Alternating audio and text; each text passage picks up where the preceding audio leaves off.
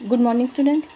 या अगोदरच्या व्हिडिओमध्ये आपण पर्यावरण शास्त्र जाणीव जागृती या अंतर्गत पर्यावरणाच्या ज्या विविध समस्या आहेत त्यापैकी पहिल्या समस्येचा अभ्यास केला, जागतिक तापमान वाढ. आज आपल्याला पर्यावरणशास्त्र जाणीव जागृतीच्या अंतर्गत ओझोन वायू जो आहे, ह्या ओझोन वायूचा जो ऱ्हास होतो आहे त्याविषयी चर्चा करायची आहे. आता ओझोन क्षय पृथ्वीच्या वातावरणाचे विविध थर आहेत. तपांबर या वातावरणाच्या पहिल्या थरानंतर स्थितांबर हा थर आहे. कालच्या व्हिडिओमध्ये तुम्हाला मी वातावरणाचे थर सांगितले, ज्यामध्ये तपांबर, स्थितांबर, दलांबर आणि आयनांबर. तर ओझोन हा जो लेयर आहे, हा लेयर स्थितांबरामध्ये आहे. साधारणतः समुद्रसपाटीपासून 25 ते 40 किलोमीटर उंची दरम्यान ओझोनचे प्रमाण सर्वात जास्त असते, म्हणून त्याला ओझोन वायूचा थर असे म्हणतात. त्यालाच ओझोनांबर असेही म्हणतात. ओझोनांबर भूतलावरील सजीवसृष्टीच्या अस्तित्वाच्या दृष्टीने हा थर अतिशय महत्त्वाचा आहे, कारण ओझोन हा जो थर आहे, हा थर पृथ्वीच्या अतिनील किरणांपासून आपलं संरक्षण करत असतो. ओझोन वायूचा थर सूर्यापासून पृथ्वीपर्यंत येणारी जी अतिनील किरण आहे हा अडवितो, त्यामुळे त्याची दाहक उष्णतेपासून सजीवांचं रक्षण होतं. म्हणून ओझोन थराला पृथ्वीचे संरक्षण कवचसुद्धा म्हटलं जातं. हवेच्या प्रदूषणामुळे या आवरणाला हानी पोहोचण्यास सुरुवात झालेली आहे. मानवनिर्मित रसायने व कार्बन डायऑक्साईडचे वाढते प्रमाण यामुळे वातावरणातील ओझोन वायूचा थर कमी होत आहे. यालाच ओझोनचा क्षय असे म्हणतात. वाढता पर्यावरणाचं जे प्रदूषण वाढतं आहे, ज्यामध्ये कार्बन डायऑक्साईडचं प्रमाण वाढतं आहे, क्लोरोफ्लोरोकार्बनचं प्रमाण वाढतं आहे, मिथेन वायू असेल, अशा अनेक वायूंचं वातावरणामध्ये प्रमाण वाढतं आहे. परिणामी ओझोनचा हा जो थर आहे, या थराला कुठेतरी छिद्र पडू लागलेले आहे आणि या छिद्र पडल्यामुळे सूर्याची अतिनील किरणं डायरेक्ट पृथ्वीवर यायला सुरुवात झालेली आहे. त्यामुळे जागतिक तापमानवाढ्यासारख्या समस्या निर्माण होऊ लागलेल्या आहे. ओझोन हा जो वायू आहे, हा उग्र वासाचा आणि निळसर रंगाचा ऑक्सिजन वायूपासून निर्माण होणारा वायू आहे. दररोज सूर्योदयानंतर काही काळ खालच्या वातावरणात ओझोनचं प्रमाण कमी असतं, तर सूर्यकिरणांच्या आगमनामुळे प्रकाश रासायनिक क्रिया त्यांचे ऑक्सिजनमध्ये रूपांतर होते. मेघगर्जनेच्या वेळी ऑक्सिजन वायूंचे अणुमुक्त होतात. ऑक्सिजन परमाणूंशी मुक्त अणूंचा संयोग होतो. ओझोन वायूंचे दाहक किरणांचे शोषण केल्यानंतर वायूंचे विघटन होते व ऑक्सिजनमध्ये रूपांतर होतं. यालाच प्रकाश रासायनिक अभिक्रिया असे म्हणतात. त्यात ओझोनशी ऑक्सिजनचा संयोग होतो आणि ऑक्सिजनचे 2 परमाणू निर्माण होतात. या पद्धतीने ओझोन वायू अस्थिर असतो व त्यांची निर्मिती आणि विघटन या क्रिया सतत चालू असतात. त्यामुळेच ओझोनचे वातावरणातील ठराविक प्रमाण स्थिर राखले जाते. तसे वातावरणातील ओझोनचे प्रमाण अतिशय अल्प 0.0006% इतकं आहे. आता ओझोन हा जो वायू आहे, या वायूच्या क्षयाचा अभ्यास. क्षय म्हणजे ओझोन वायूचा ऱ्हास. तर पृथ्वीच्या वातावरणातील सजीवांचं संरक्षण छत्र असणाऱ्या ओझोनचा क्षय होत आहे किंवा त्याचा ऱ्हास होत आहे. या छत्राला छिद्र पडत आहे. त्यामुळे संशोधकांची लक्ष केंद्रित केल्यानंतर व निष्कर्ष काढल्यानंतर मानवाला धक्का बसलेला आहे. इसवी सन 1960 पासून रशिया, अमेरिका, फ्रान्स या देशांनी अणुस्फोट घडवून आणले व त्यातून बाहेर पडणारा नायट्रस ऑक्साईड वायू ओझोन क्षयास कारणीभूत ठरल्याचे रशियन वैज्ञानिकांनी शोधलेले आहे. तसेच संयुक्त संस्थानातील मोलेना व रोलंड यांनी 1974 ओझोन क्षयाबद्दल संशोधन केले. ओझोन क्षयाची विविध कारणे व परिणाम दिले. विविध क्षेत्रात वापरला जाणारा क्लोरोफ्लोरोकार्बन ओझोन क्षयास कारणीभूत असल्याचं स्पष्ट केलेले आहे. त्यानंतर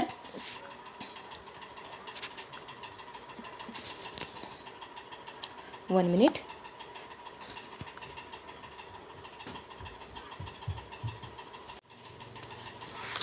बेन एव्हान्स या कॅनडातील अभ्यासकाने 1975 ते 1987 असे 12 वर्षे वातावरणाचा अभ्यास करून क्लोरोफ्लोरोकार्बन द्रव्यामुळे ओझोनचा क्षय होतो हे स्पष्ट केलं आहे.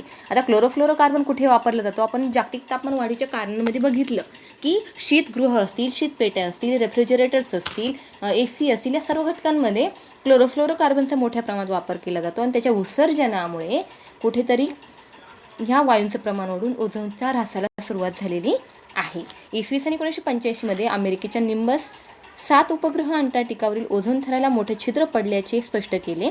याचा आकार USAच्या क्षेत्रफळा एवढा आढळला. अमेरिकेतील नॅशनल सायन्स फाउंडेशनच्या वैज्ञानिकांच्या अभ्यासावरून ऑगस्ट ते सप्टेंबर या काळात ओझोन क्षयाचे प्रमाण कमी असते व ऑक्टोबरनंतर ते पुन्हा वाढत असल्याचं स्पष्ट केलेले आहे. या ठिकाणी आपण बघू शकतो, हा आहे अंटार्क्टिका खंड.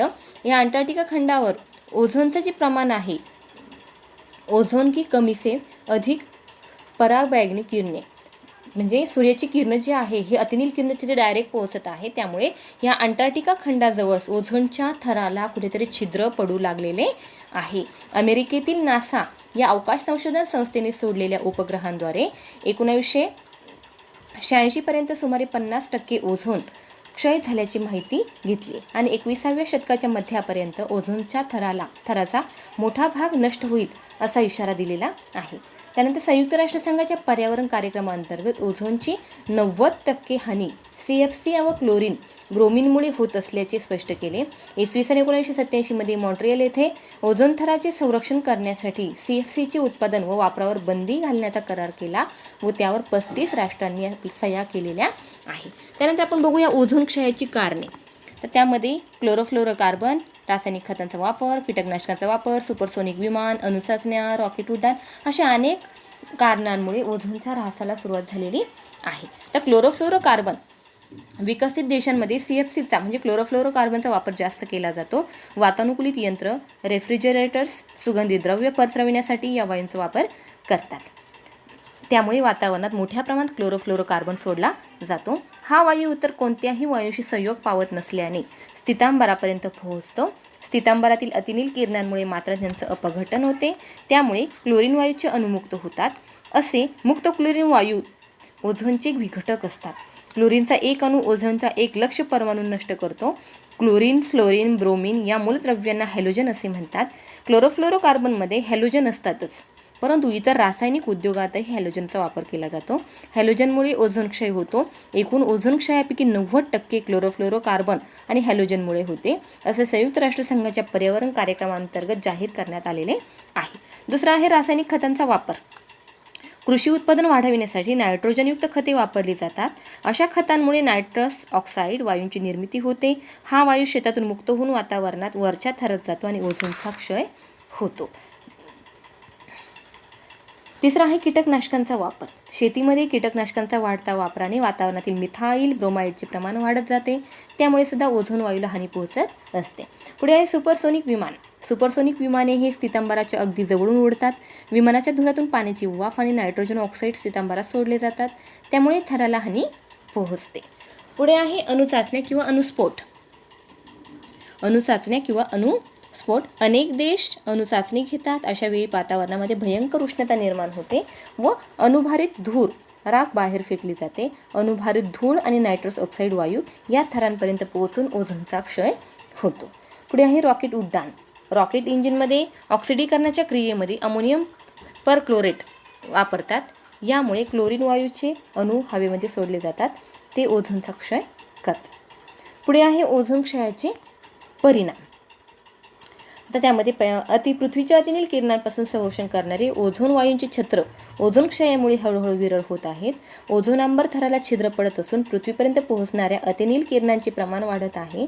त्यामुळे हवामान, जीवसृष्टी, मानवी जीवन इत्यादींवर अनिष्ट परिणाम होऊ लागलेले दिसून येतात.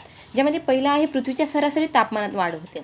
ओझोन क्षयामुळे पृथ्वीवरील पोहोचणाऱ्या अतिनील किरणांमध्ये 3% वाढ होते. त्यामुळे पृथ्वीचे सरासरी तापमान वाढेल.